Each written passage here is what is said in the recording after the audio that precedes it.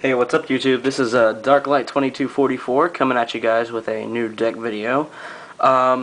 This is my, I guess I could call it attack and receive. It's based around warriors and basically negating attacks or stopping damage and then blowing up their field and attacking them full force for some pretty good damage.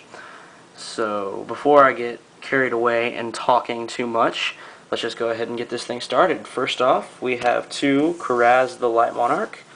I will tribute this guy, or tribute something off with this guy, blow up two cards on my side of the field, or two cards on my opponent's side of the field, or just one card on my side of the field, one card on their side of the field, whatever.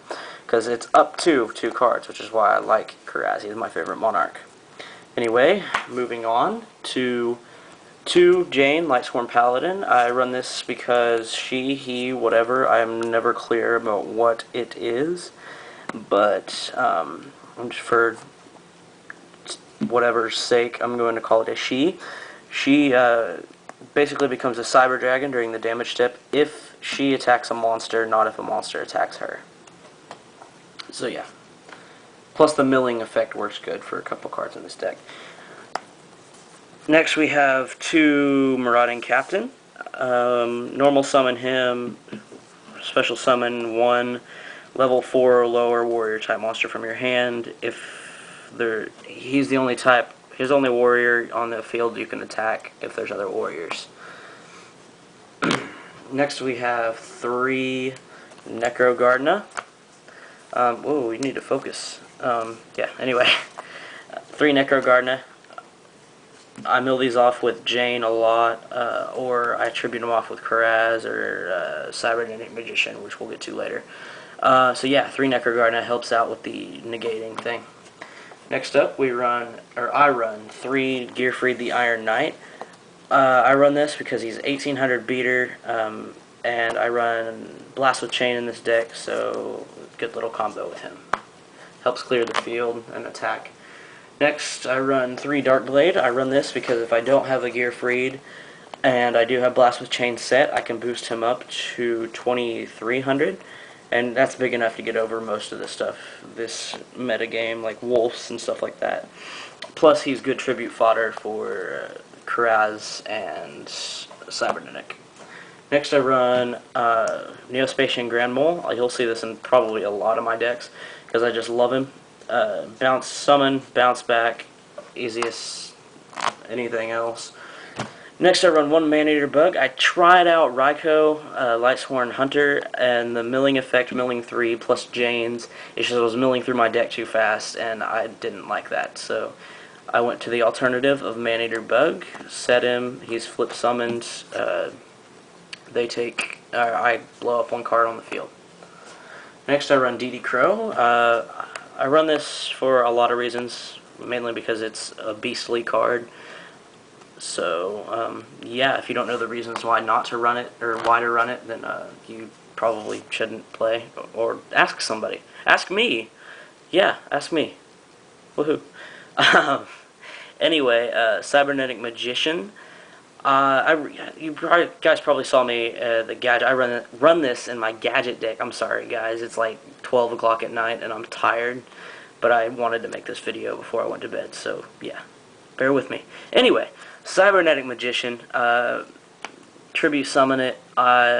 Usually pitch a Gardna or something of the sort, and boost another monster's attack to 2000 until the end phase. It just helps with that whole going in for damage type thing. Next I run, last for the monsters, 1 DD Warrior Lady. I was running a 2nd Maneater Bug, but too many dead draws with that, so I decided DD Warrior Lady is usually never a dead draw. I'll summon, attack into something, remove them both from play. You know the combos or stuff you can do with her. Moving on to spells, I run 2 Book of Moon. Helps out to stop attacks or just stop effects that I really don't want activated, like Stardust effect and stuff like that. So yeah, 2. Next we have 2 Lightning Vortex. This helps clear the field when I want to go in for big swoops of damage or just game itself.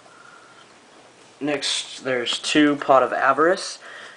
take 3 monster cards from your graveyard, put them back into your deck, then draw 2. I do get cards in the graveyard a lot with Jane and Kraz and Cybernetic, all that stuff. So it's nice to just refill your deck a little bit. And next we have 2 monster reincarnation. I run these because of Kraz. I know if he's normal or special summon, but it's nice just to have other ways to get monsters from the graveyard to your hand. Next, there's a card destruction. If I get those rank hands, then I can just play this and wipe my hand out and draw a new set. After that, we have Reinforcement of the Army, commonly known as Rhoda. Only running 1 because I only can run 1. Stupid ban list. Because this deck would be so much faster if I could run 3, but I can't. So 1. Usually get Captain, or if I need something to pitch, I'll usually get a Necrogardna. And then we have the 4 staples. 4 of the mini staples. I can't quite remember what that all are. Anyway, Brain Control, Mystical Space Typhoon, Monster Reborn, and Heavy Storm. Just staples, pretty much needless to explain. Finally, moving on to traps, we have 3 Blast with Chain. I told you about this with Gearfried. I'd activate it, equip it to Gearfried, it automatically gets blown up due to Gearfried's effect, and I get to blow up 1 card on the field. So yeah, it's a nice card to have. And then finally, 3 Waboku. Helps out with stopping taking damage and stuff. So yeah, that was Attack and Receive. Yeah, I was going to give shoutouts, but honestly, I can't remember who I was going to give shoutouts to. Thank you guys for subscribing, and whoever hasn't, there's a little yellow button over there somewhere.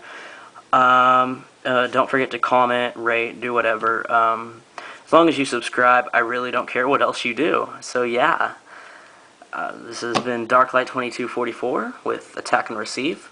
Peace.